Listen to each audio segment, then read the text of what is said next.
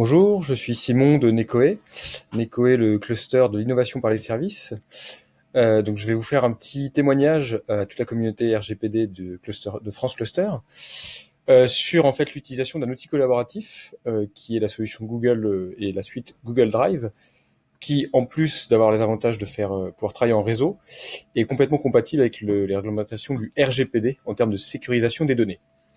Donc on a fait le choix chez Necoe, il y a plusieurs années maintenant, de travailler avec une solution collaborative en interne. Ça nous permet plusieurs avantages. Le premier, c'est qu'on n'héberge rien sur nos ordinateurs. On n'a pas de problématique de perte de données ou de vol de données parce que finalement on n'a rien sur nos ordinateurs. Euh, Ça permet, la communauté travail sur la communauté Drive permet de travailler à plusieurs sur le même document. Donc on n'a pas besoin de faire de versions différentes de chaque document. On peut effectivement faire des commentaires sur les documents et les partager. Et on peut taguer des personnes pour les inviter à venir renseigner telle ou telle partie d'un document ou venir valider un commentaire.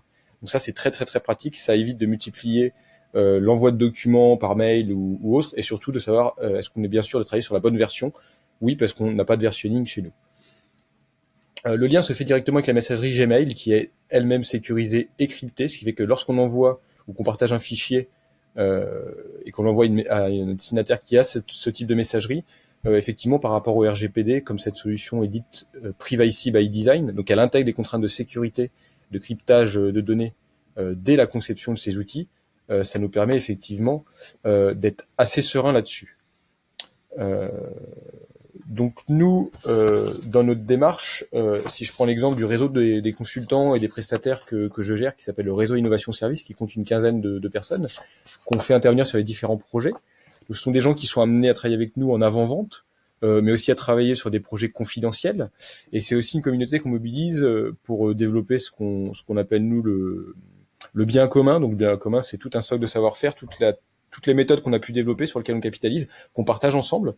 Donc ça veut dire qu'en fait, grâce au Drive, on peut donner accès à différents documents. Je vais vous montrer un petit peu après comment l'architecture du Drive est faite. À ces consultants-là, ils sont tous équipés d'une adresse Gmail qui termine par @necoe.fr. On les oblige à communiquer avec le client via cette adresse mail car elle est sécurisée. Euh, et ça leur permet d'avoir accès aux différents projets sur lesquels ils ne sont pas forcément mobilisés pour éventuellement aller chercher du contenu de temps en temps et partager des bonnes pratiques.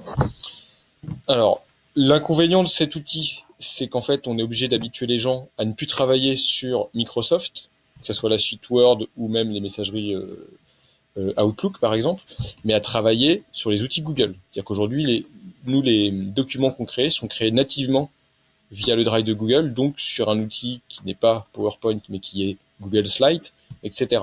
Donc ça, c'est plutôt des habitudes à prendre. Ça nous oblige autre chose, c'est que l'idée du Drive, c'est pas de dupliquer quelque chose qu'on a fait auparavant pour le copier, c'est d'aller chercher des modèles. Donc nous, ça nous oblige à avoir un travail permanent pour avoir des modèles à jour, modèles de présentation commerciale, modèles de fiches d'atelier par exemple. Alors, un avantage de ces solutions, c'est qu'en tant qu'association de développement économique, Google nous fait bénéficier de tarifs préférentiels par rapport à une organisation privée. Donc ça, c'est pas négligeable, parce que ces outils-là ont un coût, mais effectivement, en tant qu'organisation cluster, je pense qu'on est tous des associations, ça nous permet d'avoir vraiment des tarifs préférentiels.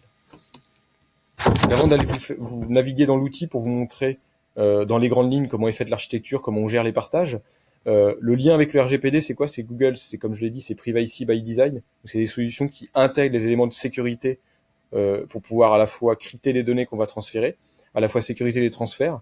Mais pour ça, il faut bien utiliser toute la suite Google et notamment les adresses Gmail. Ça nous évite par exemple d'envoyer des fichiers. Aujourd'hui, via le RGPD, l'envoi de fichiers Excel dans lequel il y a des données, c'est quelque chose qui est complètement à proscrire. Donc nous, on n'envoie pas ces fichiers, on partage ces fichiers-là, le fichier reste hébergé dans la suite Google. On maîtrise par ailleurs les droits d'accès à ces fichiers et on a une traçabilité sur les actions qui sont faites. Donc ça, c'est vraiment des gros avantages dans la gestion de nos données et dans le maintien de nos registres de données. Alors pour terminer, je vais vous montrer comment est fait le Drive. Donc le Drive de chez Necoe, où on partage un certain nombre de dossiers.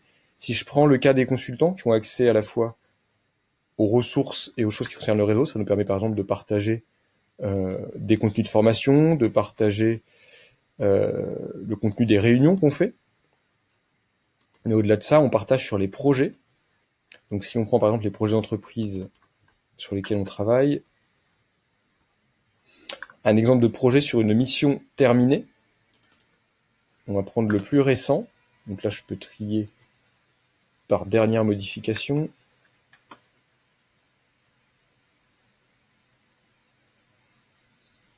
Donc on va être sur le projet de la mission locale d'Orléans qu'on a terminé il y a 2 mois. Donc on retrouve en fait une arborescence qui est liée aux étapes de notre méthode. Donc on fait une exploration, on fait un atelier avec les jeunes pour qui on développe une appli, mais aussi avec les conseillers internes. Après on a le prototypage, et puis le test et la restitution des tests. Et enfin un dossier qu'on transmet au client. Donc nous sur les projets, on travaille en mode collaboratif. Il y a une personne de Necoe qui est chef de projet, en l'occurrence là c'était Céline Calmet. On a un consultant qui travaille sur la mission. On a un ergonome de service, donc là c'était Xavier. Et on a un designer de service qui travaille aussi sur la mission. Donc là, on travaille vraiment tous sur les mêmes fichiers. On n'a pas besoin de dupliquer les choses. Et on est sûr qu'on est bien sur des choses à jour. Et on a des choses qu'on transmet au client, grâce aussi à cette interface. C'est ce qu'on appelle le dossier de partage. Et donc là, si on va dans le détail, on va pas aller là-dessus. On va aller tout sur le dossier final. Par exemple, les interfaces. Si on va regarder avec qui ce fichier-là est partagé, on va retrouver des groupes avec qui on partage. On a déjà programmé des groupes, ce qui permet de gagner du temps.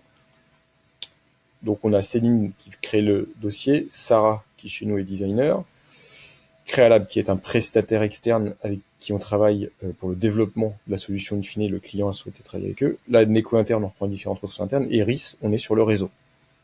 Donc on maîtrise complètement tous ces droits d'accès. Et on peut, au cas par cas, garder un fichier sans le partager.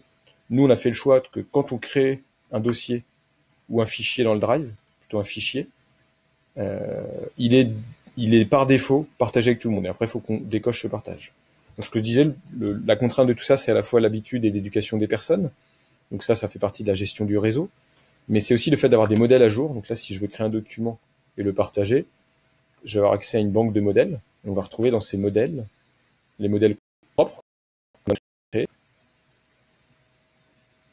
Des modèles liés par exemple à des attestations, des convocations, des fiches techniques. Quand on est sur les dispositifs de suivi, on va être sur les modèles à la fois de création et d'animation des différents ateliers, comme des ateliers de restitution de tests, des ateliers de créativité, des ateliers de prototypage de parcours. Donc tout ça, c'est aussi finalement des trames dans lesquelles il y a un certain nombre d'éléments clés et qu'on fait évoluer grâce au retour de bonnes pratiques et au retour d'expérience qu'on peut faire sur les projets. Donc voilà, au-delà de l'aspect RGPD, ces solutions, elles ont un gros intérêt quand on travaille en mode collaboratif, quand on est amené à mener des projets avec plusieurs ressources, quand on est amené à partager des choses avec un client. Et aujourd'hui, le RGPD nous conforte dans l'utilisation de ces outils et dans les choix qu'on a pu faire il y a plusieurs années. Et on a un peu une longueur d'avance dans le sens où on a un réseau de partenaires externes qui sont déjà éduqués et habitués à ces outils-là.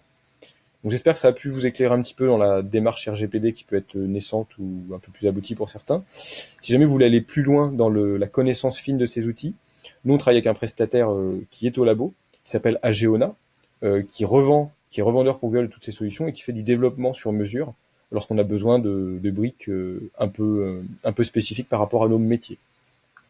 J'espère avoir été clair et concis. Je vous souhaite une bonne journée. À très bientôt. Au revoir et merci à France Cluster pour l'organisation de ce partage.